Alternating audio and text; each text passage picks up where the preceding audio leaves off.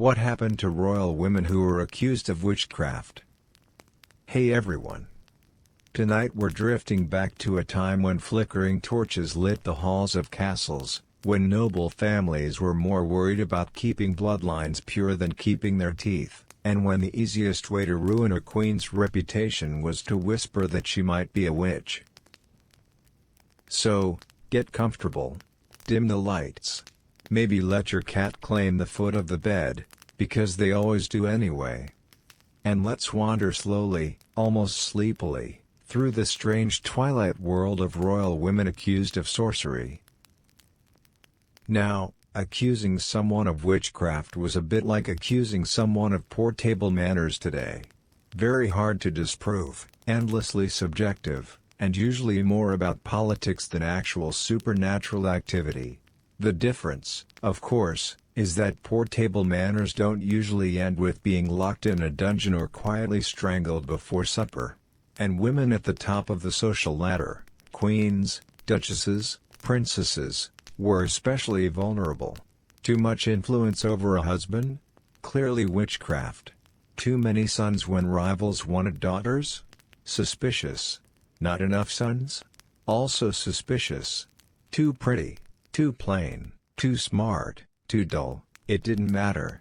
Any deviation could be dressed up as consorting with dark powers. Let's drift over to some of the more notable cases, where politics, jealousy, and a convenient dash of supernatural panic tangled together like a badly knotted rosary. One of the earliest and most famous examples comes from 14th century France. Meet Queen Joan of Navarre. She was the second wife of Henry IV of England, who, despite his dramatic reputation, spent much of his reign suffering from mysterious illnesses that modern scholars still can't quite diagnose. Was it leprosy? Epilepsy? Or just stress from running a kingdom full of bickering nobles who all thought they deserved his throne more than he did? Hard to say. When Henry died in 1413, his widow Joan suddenly found herself in an awkward position. Being the king's widow was not a terrible gig, as long as you kept your head down and embroidered dutifully. Unfortunately, Joan had money. Quite a lot of it, actually. Enough that her stepson, the new King Henry V, decided it might be worth confiscating. But of course, one doesn't simply steal from one's stepmother. That would be gauche. Instead, Henry V's advisors whispered that Joan had used witchcraft against the late king. Conveniently, this justified locking her away, stripping her of her fortune, and making sure she stayed politely out of politics. Joan was eventually released years later, after the scandal had served its purpose. No one seriously believed she was meeting with demons in the castle pantry. But the accusation had done its job, she'd been sidelined, and the crown got to dip into her treasury. So, if you're keeping track, the first lesson of tonight is that royal witchcraft charges were less about broomsticks and more about bank accounts. But if France had Joan of Navarre, England had Eleanor Cobham. Eleanor was the Duchess of Gloucester in the early 1400s. She was married to Humphrey, Duke of Gloucester, a man who somehow managed to be both ambitious and perpetually unlucky, which is never a good combination in medieval politics. Now, Eleanor was beautiful, clever, and determined to hold her place at court. Unfortunately, this made her a magnet for gossip.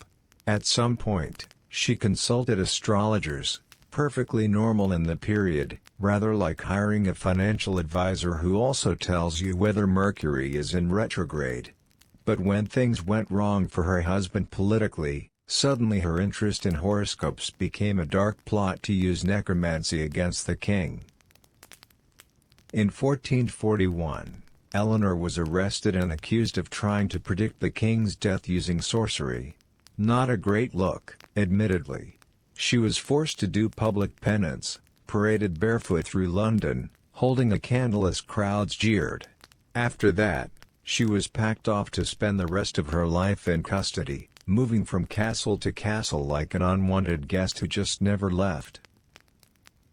Eleanor wasn't executed, which was merciful by the standards of the day. But her reputation was ruined. She became a cautionary tale, whispered about in chronicles as the duchess who dabbled in forbidden arts. So here's our second lesson. Astrology was fine for nobles, until it wasn't. Then it was suddenly witchcraft, punishable by humiliation and permanent exile from polite society. Let's float forward a little, to the 15th century and the spectacularly dysfunctional French royal family. France, at this time, was basically one long soap opera, except with more crowns and fewer commercial breaks. Enter Joan of Arc. Technically not royalty herself, but she brushed up against it often enough that the court could smell the smoke of her reputation. Joan was, of course, accused of witchcraft almost immediately, because she had the audacity to lead armies while being both young and female. A dangerous combination, apparently. What's interesting is how the royal court of France embraced her as divinely inspired. Right up until she became politically inconvenient. Once she was captured, her heavenly visions looked a lot more like demonic whispers. She was interrogated endlessly about whether her voices came from God or from the devil. Her case shows another pattern. Women could be praised as holy instruments one moment, and condemned as witches the next, depending entirely on how useful they were to powerful men. If you helped the king win a battle, you were a saint. If you threatened his alliances, you were a witch. And while Joan's death by burning was extreme, the logic behind it wasn't unique. Accusations of witchcraft were a flexible political tool. They could elevate or a land of damp castles, moody poetry, and truly staggering amounts of paranoia about witches. One of the most striking cases was that of Lady Janet Douglas, accused in 1537. Janet was a noblewoman with the misfortune of being related to the Douglas clan, a family the Scottish King James V absolutely despised. James, in fact, seemed to devote most of his reign to making life miserable for anyone with Douglas blood. So Janet was charged with plotting to poison the king, allegedly with the help of sorcery. Evidence was thin, but evidence was never really the point. She was burned at the stake in Edinburgh, while her young son was forced to watch. A brutal demonstration of royal power, disguised as righteous punishment. The real issue was politics. James wanted to crush the Douglases, and branding one of them which was a convenient way to do it. Which brings us to our third lesson. When royals accused women of witchcraft, it was rarely about superstition alone. It was about control, land, loyalty, and, quite often, family feuds taken to horrifying extremes. And then, of course, we have the Tudors. You probably knew we'd end up here eventually. The Tudors never missed an opportunity for a good scandal, and witchcraft was right in their wheelhouse. Take Anne Boleyn, Henry VIII's famous second wife. Anne was accused of many things on her way to the chopping block in 1536, adultery, incest, treason. And tucked in among the charges was the suggestion that she had used witchcraft to bewitch the king into marrying her. Because naturally, no one could believe Henry had made that decision all on his own. Clearly, Anne must have drugged his wine or tied a few suspicious knots in a piece of twine. The witchcraft accusation didn't stick strongly in court records, but it floated around the gossip of the time. After all, Anne had been unusually influential. She was witty, fashionable, and opinionated, the sort of qualities Henry found irresistible for about 3 years before deciding they were intolerable. Calling her a witch gave people a simple explanation: she must have enchanted him. Otherwise, why would a king turn a whole country upside down just to marry her? The idea was almost comforting in its absurdity. And, drifting just a little later, we have Mary, Queen of Scots. Poor Mary. Few royals have been so consistently unlucky, and so consistently surrounded by rumors of sorcery. Mary's enemies claimed she used charms and spells, particularly after the mysterious murder of her second husband, Lord Darnley. Of course, the political reality was complicated. Scotland was either way, she ended up executed, not technically for witchcraft, but for treason. Still, the shadow of sorcery clung to her reputation, even in death. So what actually happened to royal women accused of witchcraft? Well, in the gentlest cases, they were quietly sidelined. Locked away in a convent or castle, their names tarnished but their heads still attached. In the harsher cases, they were paraded, humiliated, or executed. Almost never did the most inbred monarchs in European history. Hey everyone! Now that we've drifted through the world of royal women accused of witchcraft, let's glide into something equally strange, and possibly even more uncomfortable, the great dynastic experiment otherwise known as European royal inbreeding. Tonight, we'll be floating among family trees that looked less like elegant oak branches and more like tangled ivy that had been stapled back onto itself. Generations of cousins marrying cousins, uncles marrying nieces, and occasionally, in cases we'll discuss with a sigh, uncles marrying nieces twice removed just to keep the royal bloodline as pure as possible. Pure, of course, is a relative term here. Because the more they tried to keep their families untainted, the sicker, sadder, and stranger some of their heirs became. So, dim the lights a little lower. Pull the blanket up. And let's drift through the lives of the most inbred monarchs in European history. We might as well begin with the poster child for dynastic inbreeding, Charles II of Spain.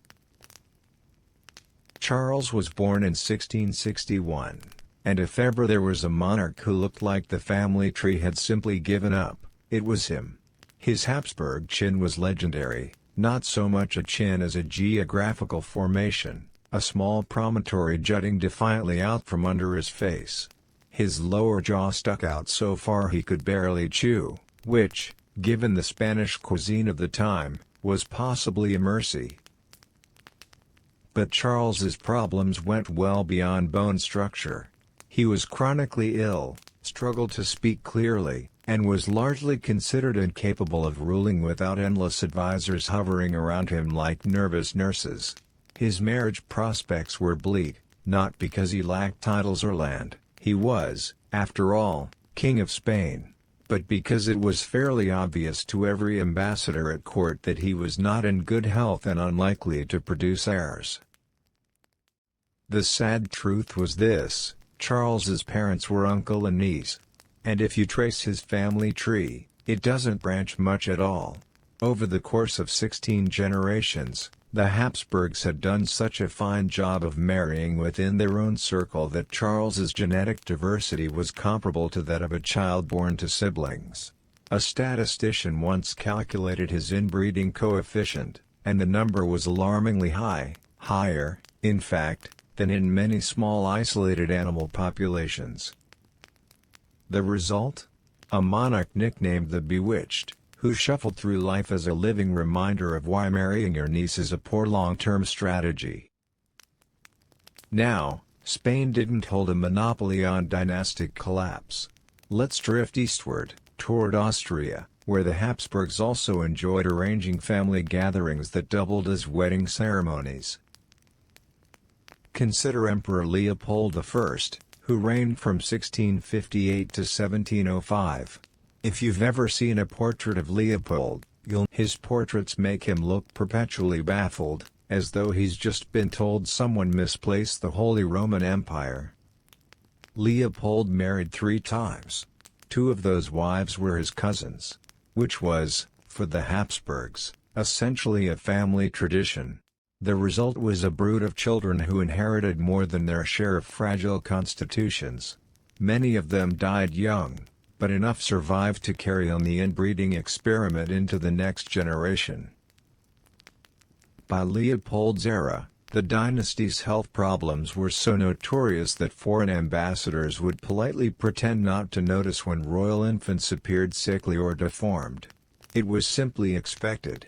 As though one might say, "Ah yes, another Habsburg child. Lovely complexion of wax paper. How fortunate." And then, there's the Bourbon dynasty of France. They were not quite as tangled as the Habsburgs, but they had their moments. Take Louis XIV, the so-called Sun King.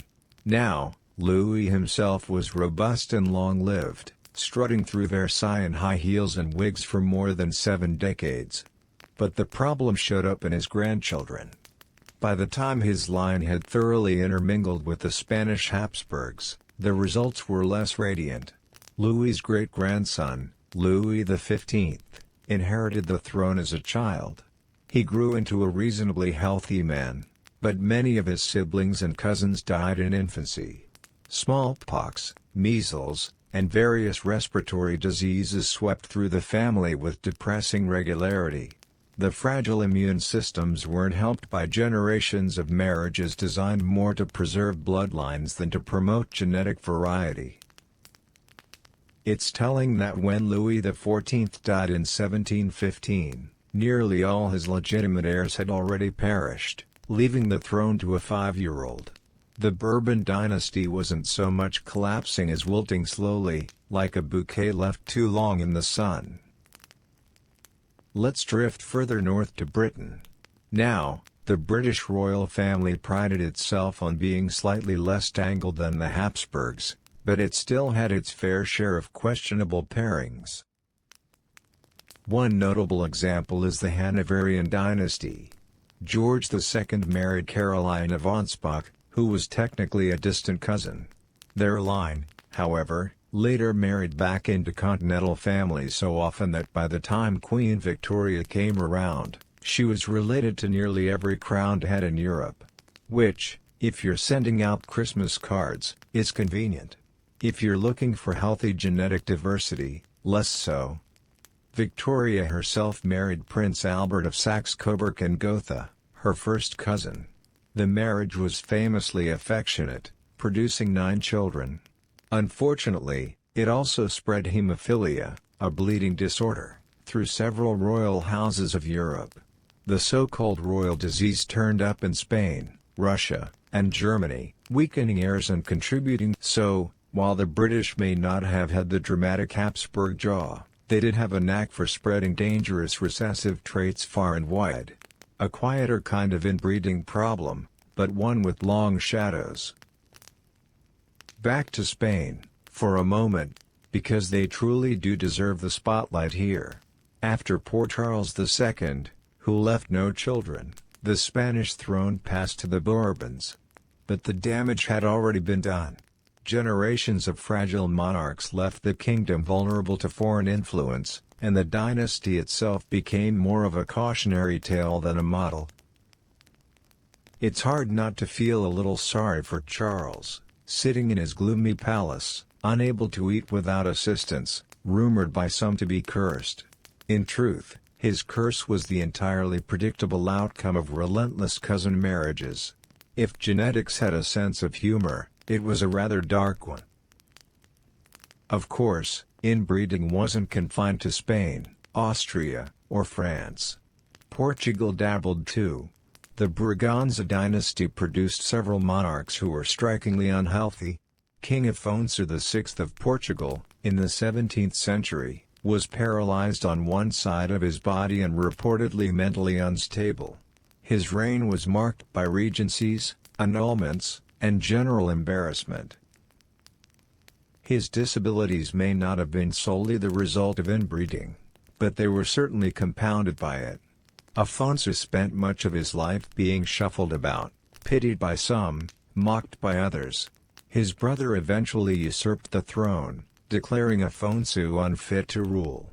A sad fate, though perhaps merciful compared to the lonely life of Charles II.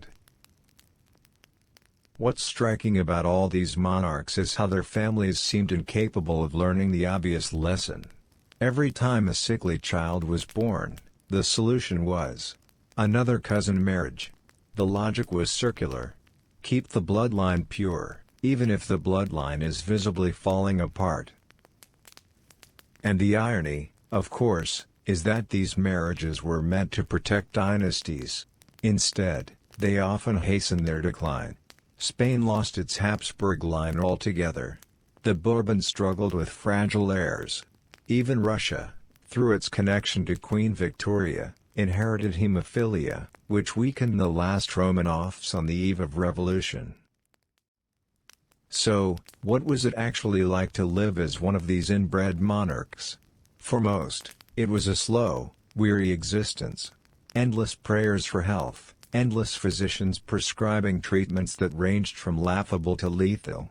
Charles II endured bleeding, purging, and even attempts at exorcism. Mary, Queen of Scots' son James VI suffered from weak legs and chronic health problems, though his dynasty survived longer than most. And yet, these frail monarchs were still wrapped in ceremony. Courtiers bowed, trumpets blared, portraits were painted. The illusion of majesty persisted, even as the reality was of young men and women too weak to rule, shuffled between sick beds and counts. As you settle deeper into your pillow, think of those dim palace corridors, heavy with incense and candle smoke. Think of the courtiers whispering about whether the heir could walk properly, or whether the king's jaw would let him chew his dinner. These were the great powers of Europe, held together not by strength, but by careful illusions, fragile bodies, and family trees that tied themselves in knots. The most inbred monarchs weren't witches, saints, or heroes. They were simply the unlucky end products of dynasties that valued purity over practicality. A long, slow lesson written across generations, in fragile bones and haunted portraits. The pettiest and most dysfunctional kings and queens. Hey everyone! Tonight, let's sink even deeper into the soft cushions of history, where the glow of royal crowns doesn't quite hide the fact that many monarchs behaved like squabbling siblings trapped in a very expensive playroom. Because while history books like to talk about great rulers, the truth is that plenty of kings and queens spent their reign sulking, feuding, and throwing tantrums that would embarrass a toddler. They had armies, castles, and jewels, but also a remarkable talent for pettiness. So let's dim the lights a little more, and drift slowly through some of the most dysfunctional royal households Europe ever produced. Let's start with the classic, Richard II of England. Richard became king as a child in the late 14th century. Unfortunately, he never quite grew out of the sulky teenager phase. His reign was less about governing wisely and more about holding grudges. One of his favorite tricks was to humiliate nobles who annoyed him. He once forced an enemy to eat dinner with the man who had just killed that enemy's father. A charming dinner party, no doubt. Richard also enjoyed handing out confiscated lands as if he were dealing cards in a game of spiteful poker. His pettiness eventually backfired. Nobles grew tired of being treated like schoolboys, and Richard was deposed by his cousin Henry Bolingbroke, later Henry IV. Richard was locked up in Pontefract Castle, where he starved to death. Not the most dignified end for a man who had insisted on being called Majesty. So, Lesson 1, if you're going to be petty, make sure you don't alienate absolutely everyone who owns a sword. Now, speaking of alienating people, let's drift to France, to Louis XI, nicknamed the Spider King. Louis wasn't outwardly dramatic. He didn't storm about in fits of rage. His style of dysfunction was more quietly vindictive. Imagine a spider lurking in a corner, weaving webs of plots, waiting for someone to blunder into them.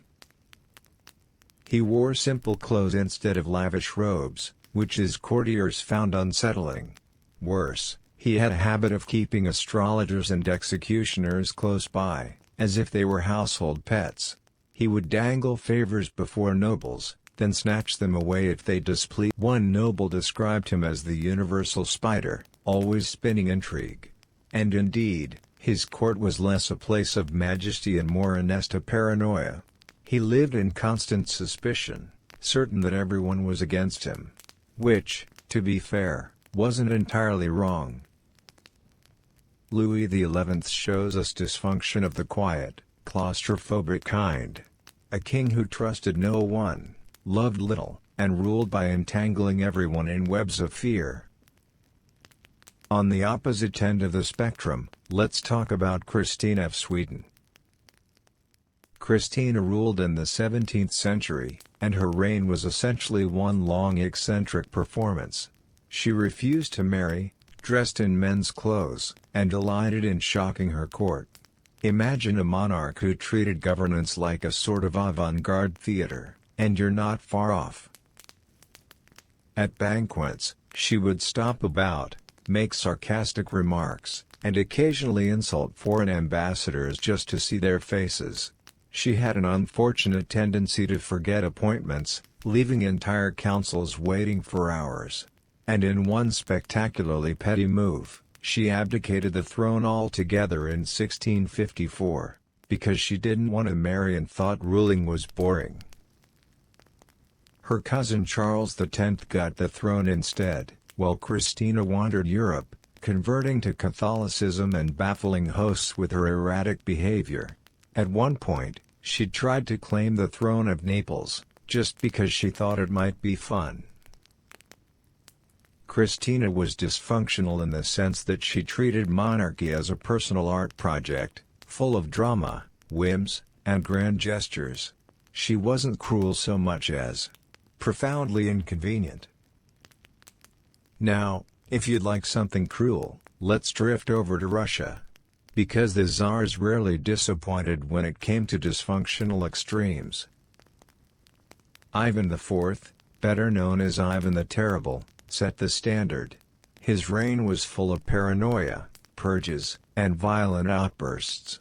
He established the Oprichnina, a personal terror squad that rode black horses, wore black robes, and carried severed dog heads on their saddles, symbols of sniffing out treason.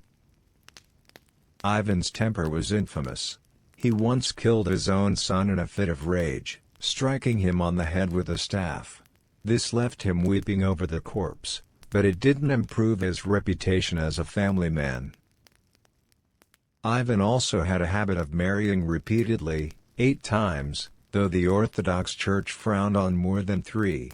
Many of his wives mysteriously died, possibly poisoned, possibly not. So, Ivan combined pettiness, paranoia, and brutality into a reign that felt less like orderly governance and more like an endless, nightmarish family feud. Still in Russia, we can't skip Peter III. Peter ruled for a few short months in 1762 before being overthrown. He also idolized Frederick the Great of Prussia, Russia's enemy at the time, which was awkward. His pettiness was less violent than Ivan's, but just as destructive in its own way. He alienated the nobility, annoyed the army, and embarrassed his wife. Catherine, seeing an opportunity, staged a coup. Peter was deposed and soon after killed, leaving Catherine to rule for decades as one of Russia's greatest monarchs. Peter III's dysfunction was so thorough that history barely bothers to remember him, except as the husband Catherine wisely replaced. Now, back to England, for a royal who combined dysfunction with almost comic absurdity, George IV. George loved clothes. He adored food. He was not especially fond of governing. He once ordered an entire fleet of trousers to be made for him, because one pair simply wasn't enough. He weighed over 250 pounds, and his wardrobe had to be constantly adjusted to fit his expanding waistline. His pettiness was directed largely at his wife, Caroline of Brunswick. Their marriage was spectacularly unhappy. At one point, George tried to ban her from his coronation. She showed up anyway, pounding on the cathedral doors until she was turned away. George's reign was marked by extravagance, debt, and bickering.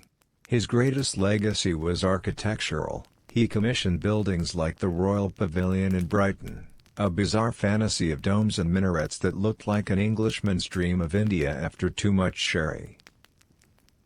He wasn't cruel, exactly. Just deeply self-indulgent, dysfunctional in the way of someone who thought trousers were a higher priority than governing. And then, for sheer family drama, so as you drift toward sleep, imagine those royal courts, glittering halls filled with jewels and banners, yet ruled by people sulking, feuding, or drilling toy soldiers. Imagine monarchs who valued trousers, tantrums, or astrology more than governance. They were, in the end, just people. People with power, yes, but also with grudges, insecurities, and appetites that made them oddly human. And occasionally, very entertaining to read about from a safe distance of several centuries. Sickly, spoiled, and sad, medieval royal childhoods. Hey everyone! For tonight's journey, let's leave the grand council chambers and echoing cathedrals behind. Instead, we'll wander quietly into the royal nurseries. The cradles carved from oak, the swaddling cloths embroidered with coats of arms, the nannies who whispered lullabies while keeping one nervous eye on the succession. Because royal childhoods were not the cozy fairy tales you might imagine. They were often fragile, lonely, and strangely theatrical.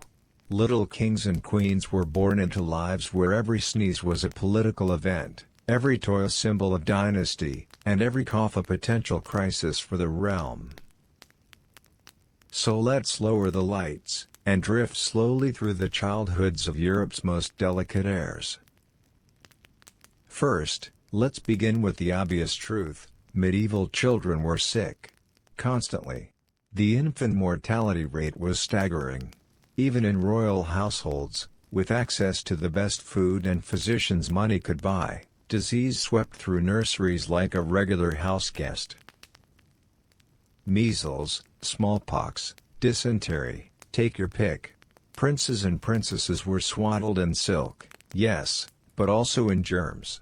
And the court watched anxiously, because the survival of one child often meant the survival of an entire dynasty. Take the sons of Edward III of England. Edward had plenty of children. But even so, several of his grandchildren died young. Little heirs who were paraded in portraits with crowns too large for their heads sometimes didn't live long enough to wear them. Each death meant reshuffling the line of succession, with all the usual noble bickering that entailed. So, for a medieval royal child, growing up healthy wasn't just a personal triumph, it was a political miracle. But survival was only the beginning. For those who lived, the childhood experience was hardly warm. Royal children were often separated from their parents almost immediately. Take young Henry VI of England, who inherited the throne as an infant. His father, Henry V, died of dysentery when Henry VI was just 9 months old. From that moment, the baby king was less a child and more a national symbol. Nannies raised him, tutors shaped him, and every decision about his care had political overtones. He grew into a nervous, fragile adult, timid, indecisive, and prone to breakdowns. Hardly surprising, given that his childhood was essentially one long performance for the benefit of ambitious nobles. Henry's story reminds us, being a child king sounds glamorous, until you realize your entire playroom is crawling with political intrigue. Let's drift further back to the 13th century, to the childhood of Edward II. Edward was born to Edward I, a towering king nicknamed Longshanks. Unfortunately, young Edward didn't live up to his father's expectations. He preferred music to warfare, minstrels to knights. He liked rowing boats, digging ditches, and, shockingly, as a child, he was mocked for being delicate, for enjoying hobbies his father considered beneath him. These weaknesses followed him into adulthood, where his favoritism toward companions like Piers Gaveston enraged the nobility. But it all began in childhood, where being slightly whimsical was enough to brand a boy as unfit for the crown. Edward's sad trajectory shows how medieval childhoods allowed little space for individuality. A prince was expected to love jousting, falconry, and war drills. If you loved poetry instead, you were doomed. And then, there's Charles VI of France. Poor Charles. As a boy, Charles was considered bright and promising. But he began suffering from bouts of mental illness in early adulthood. One infamous episode saw him attacking his own knights in a sudden frenzy. Another time, he refused to bathe or change clothes for months. He became known as Charles the Mad. But behind the cruel nickname was a sad truth. Charles had been a fragile child from the beginning. His father died when Charles was only 11. Leaving the boy to inherit the throne under the guidance of quarreling uncles.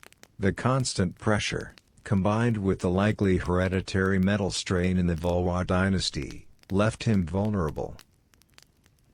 So, Charles's childhood was one of too much expectation, too little affection, and far too many uncles vying for influence.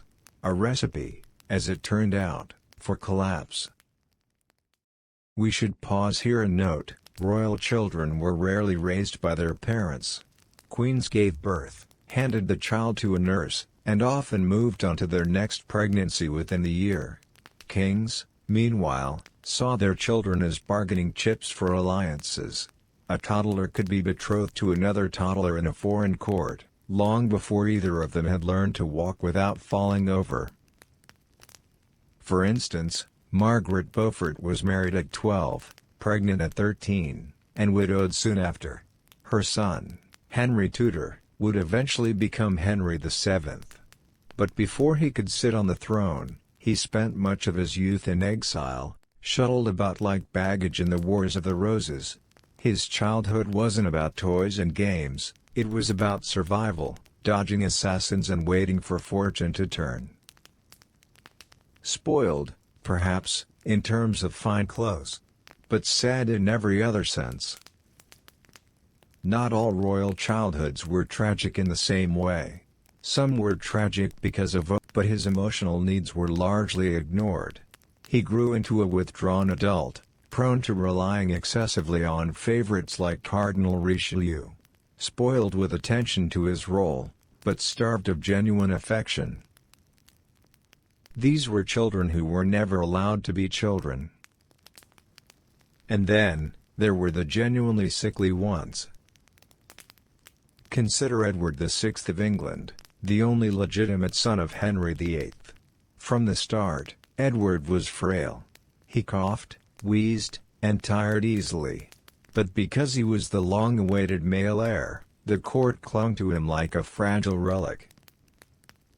Tutors drilled him in theology and politics, but his health deteriorated throughout his teenage years.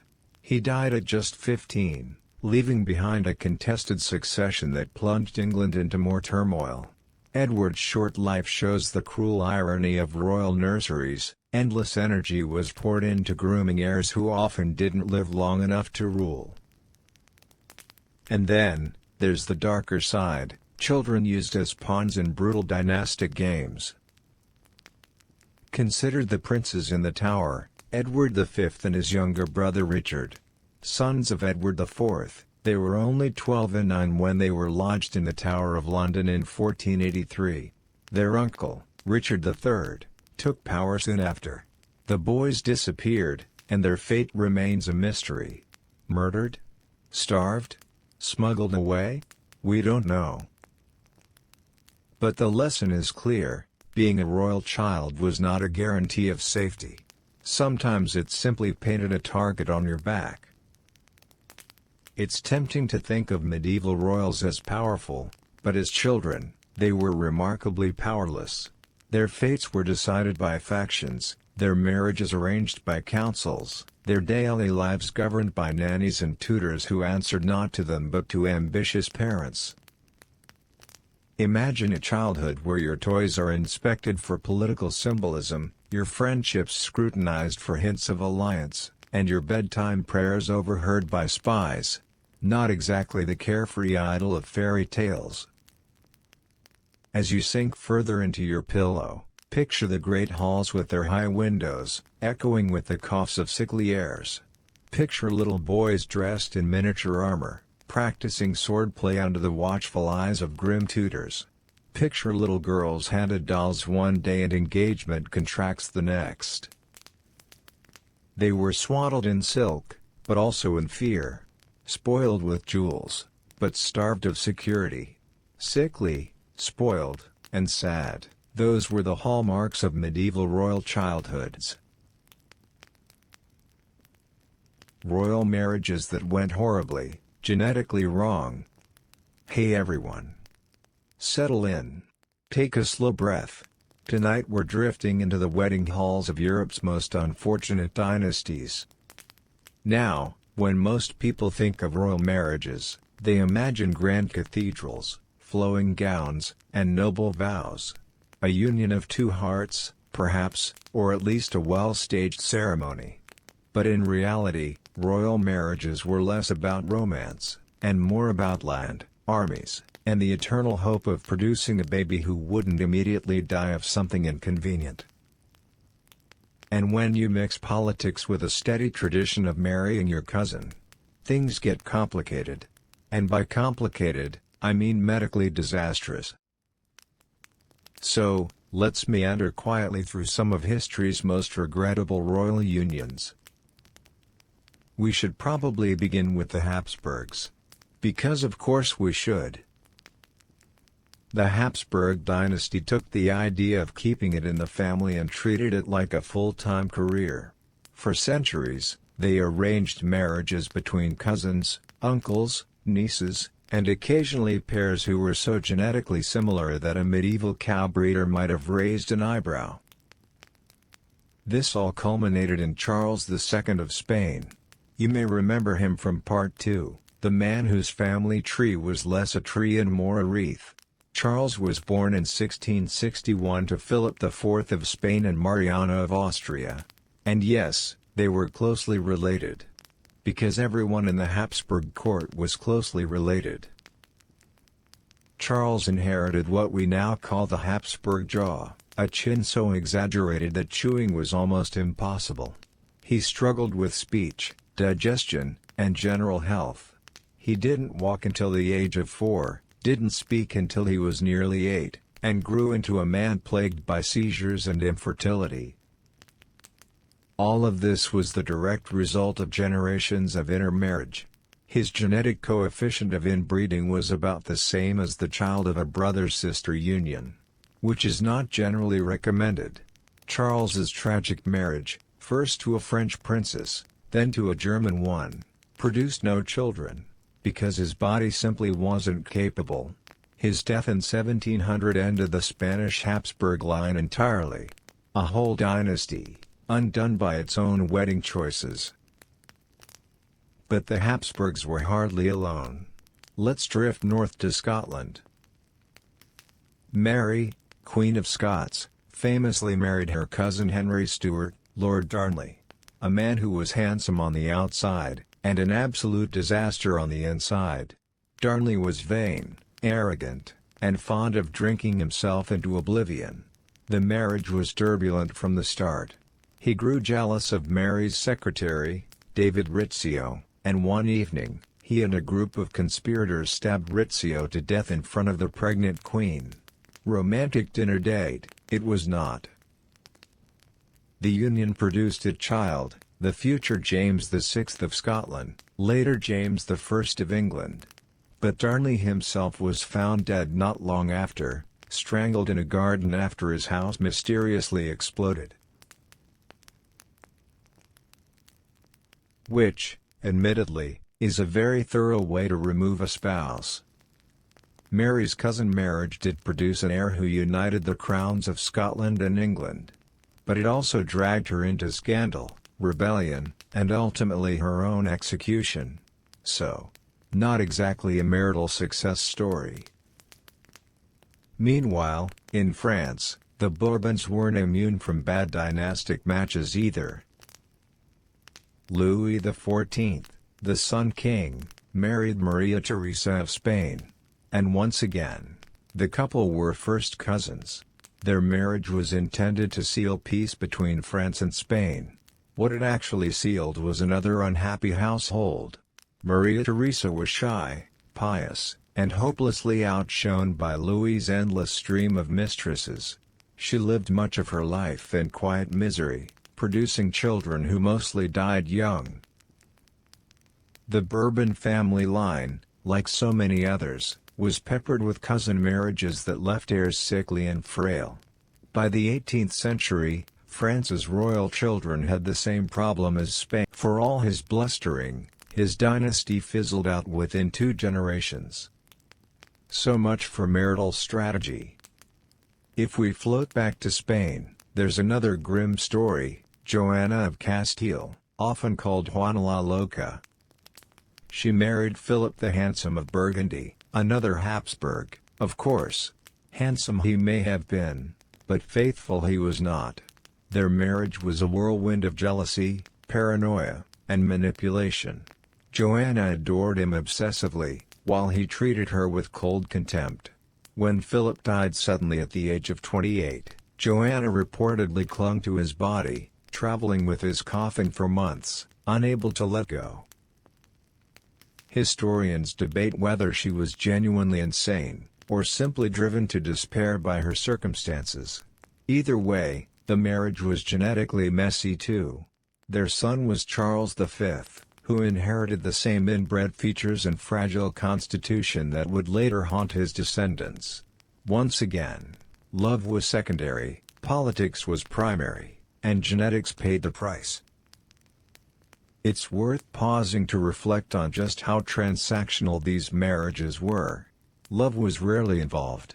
Children were expected, no matter the risks.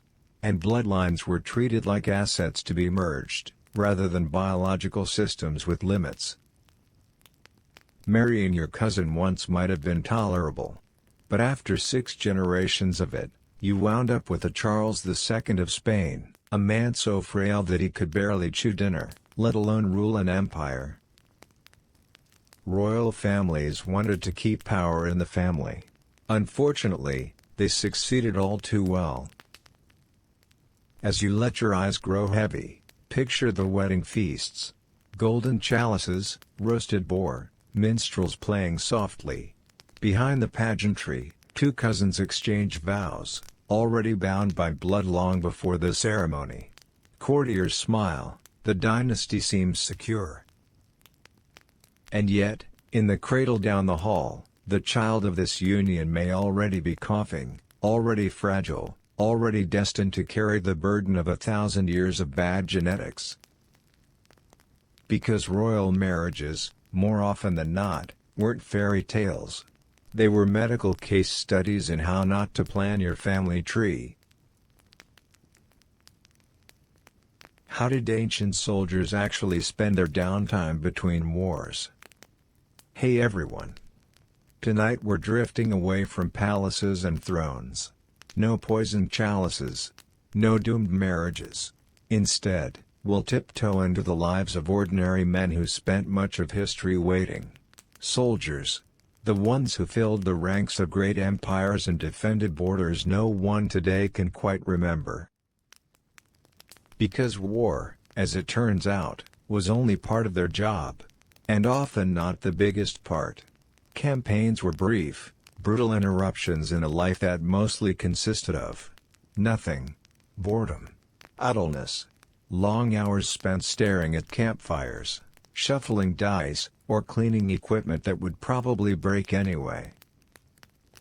So let's settle in, let the world go quiet, and drift back to the tents, camps, and barracks of the ancient past, where the fighting was rare, and the waiting was endless. The Romans, of course, gave us some of the best accounts of military downtime. Legions were famous for their discipline, which is a polite way of saying they were kept constantly busy so they didn't mutiny. When not fighting, soldiers built things. Roads, bridges, forts. Entire towns, really. Roman camps were marvels of organization, with straight streets, neat rows of tents, and ditches dug with exhausting precision. Some modern highways still follow paths first cleared by bored legionaries. So yes, the empire was paved by men with too much time on their hands. But building wasn't everything. Soldiers gambled. A lot.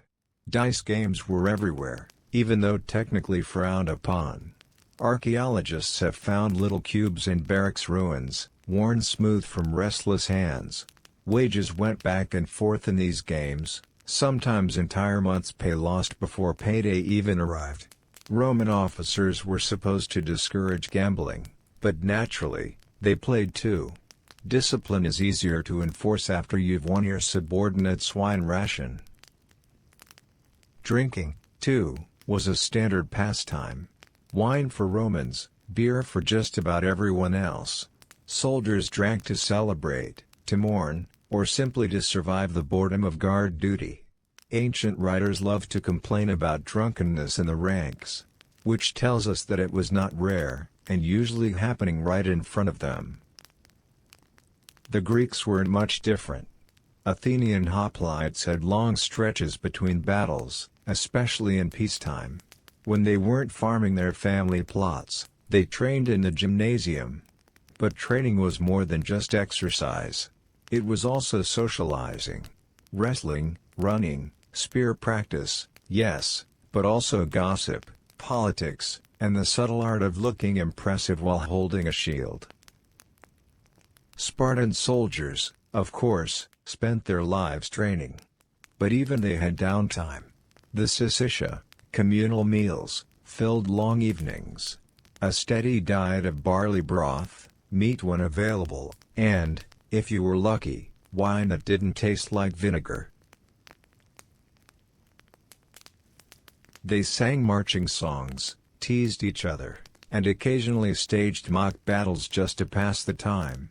It sounds rigorous, but mostly it was men being men, complaining about food, showing off, and pretending to enjoy drills. Outside Greece and Rome, the story wasn't much different. Soldiers waited.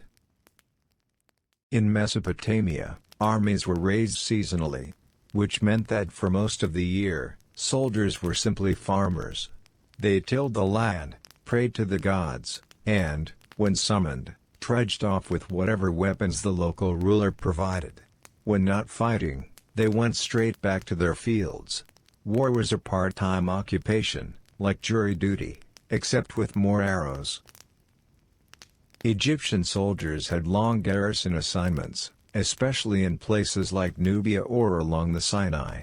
There, downtime meant fishing in the Nile, carving graffiti into temple walls, and writing letters home complaining about rations. Some letters survive, and they read very much like texts from bored employees today. The beer is bad, the bread is stale, please send socks. A timeless military tradition. But let's not romanticize it.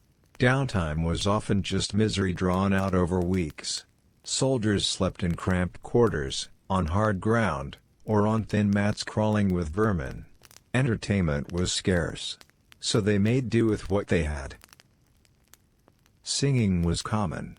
Ancient armies marched to chants, but in camp they sang bawdy songs, victory songs, or sometimes dirges for fallen comrades. Music needed no instruments, though drums, flutes, and lyres showed up often enough. A soldier with a flute was the ancient equivalent of the guy in the barracks who insists on learning guitar. Annoying, but tolerated. Storytelling filled the evenings too. Myths, legends, ghost stories, anything to make the time pass. Sitting around a fire, men told of gods disguised as swans, heroes who killed monsters, or generals who never lost a battle. All slightly exaggerated, naturally. Ancient propaganda started at the campfire. And then, Of course, there were the less wholesome pastimes. Brothels followed armies, or sprouted near permanent camps. In Rome especially, sex work was considered part of the military economy. The legions were not allowed to marry until later reforms, so unofficial relationships flourished on the edges of camps. Soldiers left behind plenty of graffiti that makes clear their off-duty interests were not always noble. Looting was another pastime, though technically tied to campaigns. Soldiers looked forward as a centurion strolls by, pretending not to notice the gambling, because he has money on the game. Outside, the frontier is silent. The war everyone fears may not come for years. So for now, it's all waiting. Waiting, and finding ways to keep sane. In truth, ancient soldiers weren't so different from modern ones. Boredom was the real enemy. A few hours of terror in battle, followed by weeks, months, or even years of monotony. The daily grind of keeping equipment ready, watching the horizon, and trying not to die of sheer tedium. They carved dice. They drank wine. They sang, gambled, and fought mock duels. They rode home to complain. They built roads, walls, and forts that outlasted them.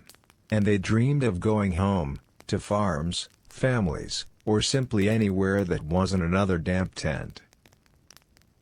So when we imagine great battles of history, it's worth remembering that most of the time, the soldiers weren't fighting at all. They were waiting for someone else to decide it was time. And while they waited, they lived lives as ordinary, and as dull, as anyone else. As you close your eyes, picture the camps fading into silence. Dice clicking to a stop. Fires dimming. Soldiers lying back under thin blankets, staring at the stars, wondering when, or if, the next battle would come. Downtime was the real life. War was the interruption. Strange habits and petty meltdowns of royals. Hey everyone. Tonight we're not going into battlefields or nurseries. Not dynastic spreadsheets of cousin marriages, either. Tonight we're simply settling into the odd little quirks that monarchs carried with them, the daily habits, the bizarre routines, and the occasional breakdowns that left courtiers shifting nervously in the background. Because kings and queens weren't just rulers. They were people. Very odd people, in many cases. And when you hand an ordinary human absolute power, their personal quirks tend to ripple outward, sometimes becoming national policy. So let's dim the lights and wander slowly through the world of strange royal habits and meltdowns. We should probably begin with Charles VI of France. Because who else? Charles, nicknamed the Mad, had a series of breakdowns so memorable that they made it into every chronicle. One episode saw him convinced that he was made of glass. Yes, glass. He wore reinforced clothing to stop himself from shattering. He refused to be touched. Courtiers crept around him like he was a very delicate wine goblet. At other times, he forgot his own name, or ran through the palace halls howling like a wolf, or killed members of his own guard in a sudden frenzy. His reign became a long exercise in managing, or failing to manage, his mental state. And yet, beneath all that, he clung to certain habits. He liked long solitary walks, he enjoyed simple card games, and he often stared into fires for hours. Ordinary human gestures, wrapped inside extraordinary fragility. Moving to England, we find Henry VIII. Known mostly for his 6 wives, but also for his appetites, both food and otherwise. Henry was obsessive about his health. He had doctors mix endless concoctions of herbs, honey, and ground pearls for him to drink. He believed these prevented illness. They did not. He ate banquets of roasted meats, sugar pastries, and gallons of wine, then blamed others when his leg ulcers festered and refused to heal. His meltdowns were legendary. If a courtier sneezed during a sermon, Henry took it as a personal insult. If a wife failed to produce a son, he declared the marriage invalid, or worse. He once had a servant beaten simply for serving him a boiled egg that was too soft. This was a man who demanded absolute control over the temperature of his breakfast. Not exactly inspiring kingship. Louis XIV of France, the Sun King, left behind habits so theatrical they practically deserved their own opera. He staged his daily routine like a performance. Waking up was not private. It was a ritual, with courtiers crowding the bedchamber to watch him open his eyes. He was dressed by attendants, each assigned to a specific garment. Shoes by one man, wig by another. He ate meals in front of an audience, chewing slowly while nobles observed, as if his appetite were a divine event. This wasn't eccentricity.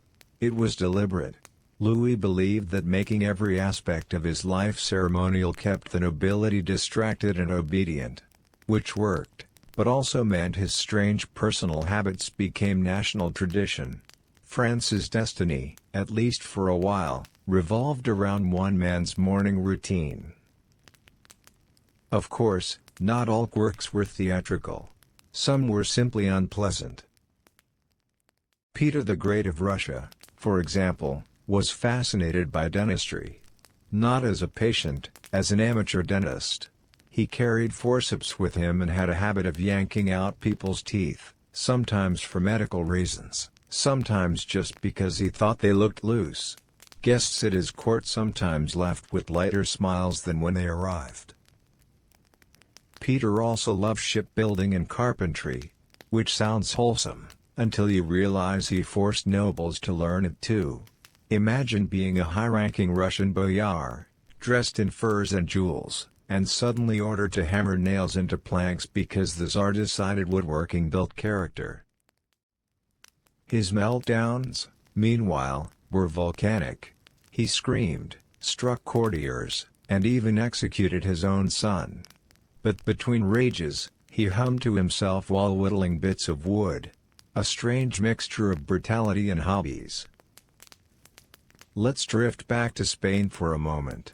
Philip II of Spain, ruler of an empire on which the sun supposedly never set, spent much of his reign in a dim, windowless study. He was obsessed with farming. So much so that people nicknamed him Farmer George. He wandered fields, inspected crops, and gave long lectures on manure. Courtiers who expected glittering banquets instead found themselves learning about turnips. During his breakdowns, he talked incessantly, sometimes for hours without pause.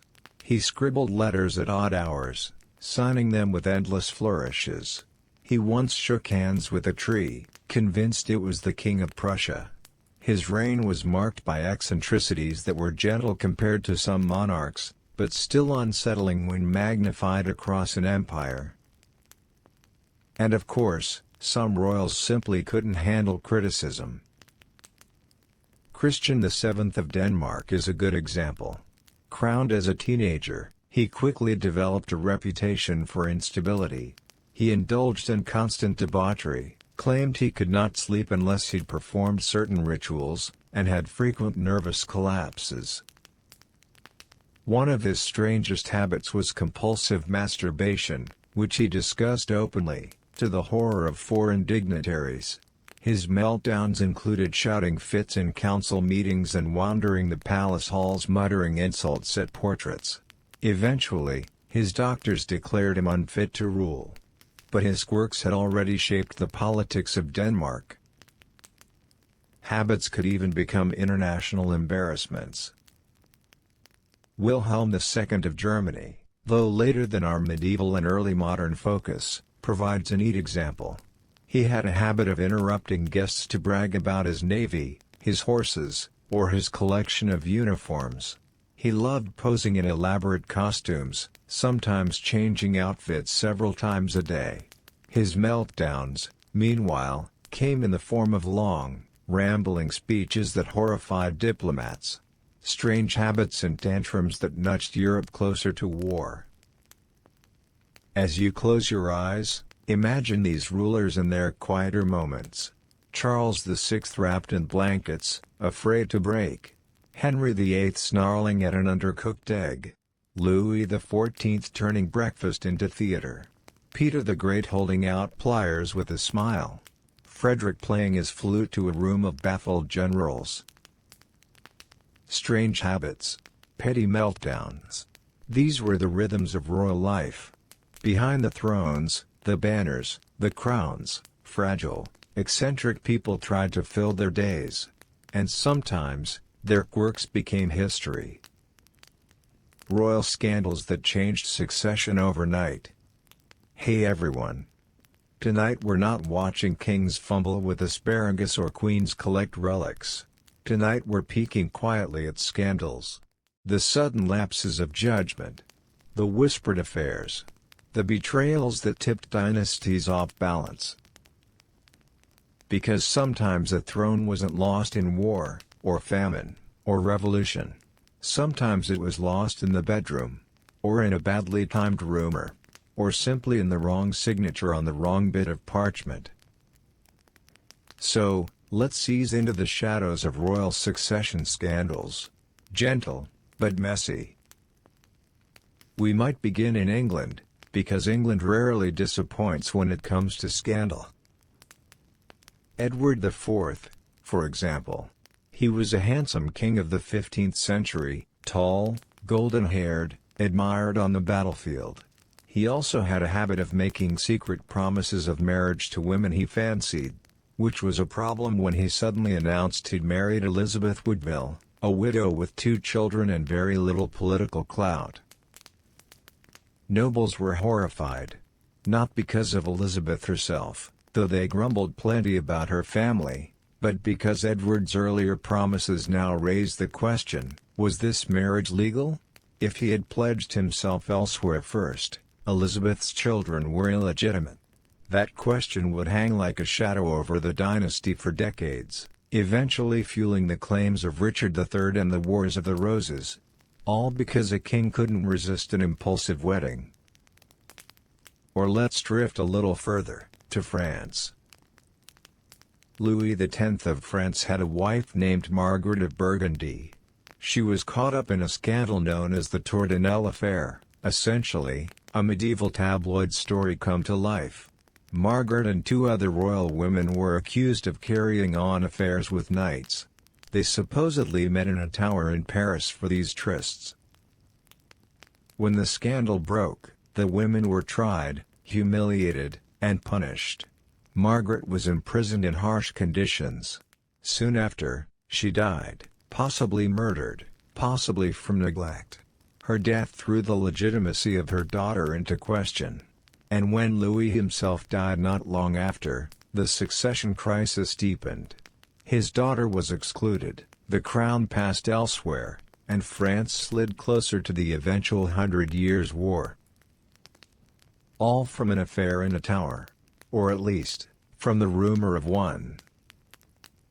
Scandals didn't just end marriages. They could topple entire ruling houses.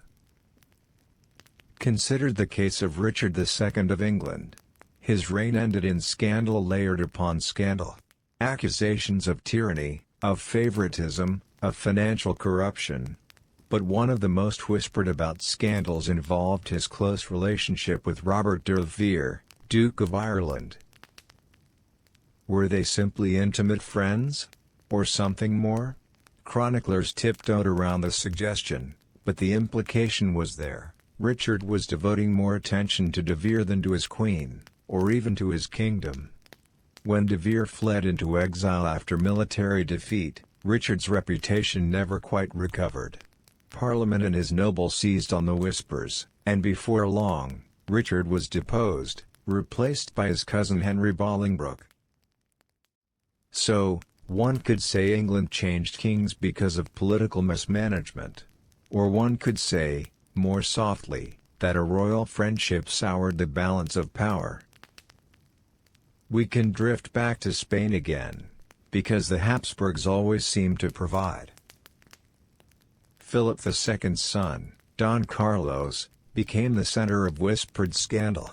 Carlos was unstable, violent, and deeply troubled. He attacked servants, plotted against his father, and once tried to drown a man. At one point, he demanded to marry Elizabeth of Valois, who happened to be his stepmother. That rumor alone cast a shadow over the dynasty. Eventually, Philip had Carlos arrested and locked away. The young man died in confinement, sparking a wave of gossip across Europe. Did Philip kill his own son? Was the succession tainted? Spain's enemies certainly thought so, using the scandal as propaganda. In this case, scandal didn't directly change the throne, but it poisoned the dynasty's image. And sometimes that mattered just as much. Back to England once more, where Henry VIII naturally can't resist entering this story.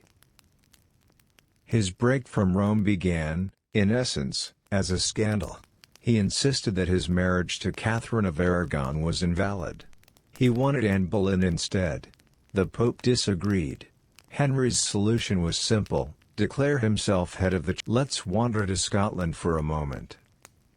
Mary, Queen of Scots, lived her entire life under the weight of scandal.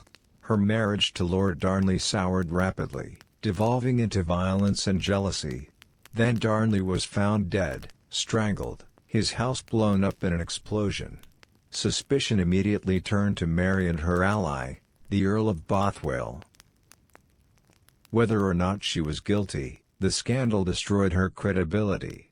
Nobles rose against her, forcing her abdication in favor of her infant son, James VI. Mary fled, eventually imprisoned by Elizabeth I, and ultimately executed. A murder mystery, a scandalous remarriage, and the throne of Scotland slipped from her grasp. Sometimes scandal came not from love, but from religion. Let's think of Henry IV of France. He converted from Protestantism to Catholicism to secure his crown, famously declaring, "Paris is worth a mass." But the scandal of shifting faiths dogged him throughout his reign. Was he truly Catholic? Was he a traitor to Protestant allies? His legitimacy was questioned constantly. And though he held the throne, his children grew up under the shadow of a father accused of betraying his soul for a crown. Even in Russia, scandals shaped succession. Tsar Paul I, son of Catherine the Great, was plagued by rumors that he wasn't her son at all. Gossip said he was fathered by one of her lovers. Catherine herself seemed to prefer her grandson Alexander as heir, hinting she might bypass Paul altogether. The whispers weakened him. When Paul finally took the throne, he ruled with paranoia, convinced everyone doubted his legitimacy. He was eventually assassinated, and succession passed to the very grandson Catherine had adored. A family rumor turned into a dynastic shift. And so it goes, across kingdoms. A single rumor in a tower. A disputed baby. A lover too close. A marriage too sudden. The point, perhaps, is that royal bloodlines were not neat, tidy, or inevitable. They were fragile. Vulnerable to scandal. Sometimes a crown was lost not by the sword, but by a whisper. As you settle deeper into the quiet, picture these courts. Edward IV sneaking into marriage while nobles grumble. Margaret of Burgundy slipping into a tower at night. Richard II whispering too often to Robert de Vere. Philip II quietly locking his son away. Henry VIII sighing over Anne Boleyn. James II's baby in a warming pan. Mary of Scots pacing after Darnley's death. Succession undone by scandal. Dynasties wobbling on rumor. Thrones shifting overnight. And in the end, so much of history was decided not by destiny, but by human folly.